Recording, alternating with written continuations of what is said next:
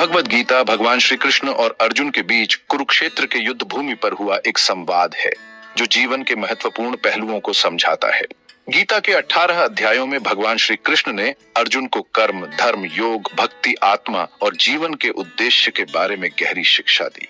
आइए इसे संक्षेप में समझते हैं। कर्म, एक्शन। भगवान श्री कृष्ण ने अर्जुन को बताया कि हमें अपने कर्तव्यों को निस्वार्थ भाव से करना चाहिए। कर्म का उद्देश्य फल की चिंता नहीं, बल्कि कर्तव्य का पालन करना है। कर्मण्येवाधिकारस्ते मां फलेषु कदाचन। तुम्हारा अधिकार केवल कर्म में है, परिणाम में नहीं। हर व्यक्ति का एक धर्म, कर्तव्य होता है और वह उसे निभाना चाहिए। अर्जुन का धर्म युद्ध में लड़ना था। भगवान श्री कृष्ण ने अर्जुन से कहा कि धर्म के अनुसार कार्य करना ही जीवन का उद्देश्य है। स्वधर्म में निधनम श्रेयम। अपने धर्म में मृत्यु प्राप्त करना पराय धर्म में जीवित रहने से बेहतर है। भगवान श्री कृष्ण ने कहा कि भक्ति, ईश्वर के प्रति निष्ठा और प्रेम सबसे महत्वपूर्ण है। जो लोग सच्चे दिल से भगवान की भक्ति करते हैं वे भगवान के कृपा पात्र बनते हैं और जीवन के सारे दुख से मुक्त हो जाते हैं। मामेकम शरणम ब्रज।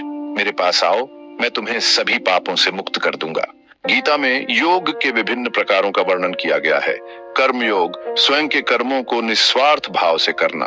भक्ति योग, भक्ति के माध्यम से भगवान से जुड़ना। और ज्ञान योग, आध्यात्मिक ज्ञान और आत्मा का अनुभव। श्री कृष्ण ने कहा, योगस्थ कुरु कर्माणि। जो व्यक्ति योग में स्थिर है वही कर्मों को सही ढंग से करता है। गीता का एक और महत्वपूर्ण संदेश है जीवन में संतुलन बनाए रखना।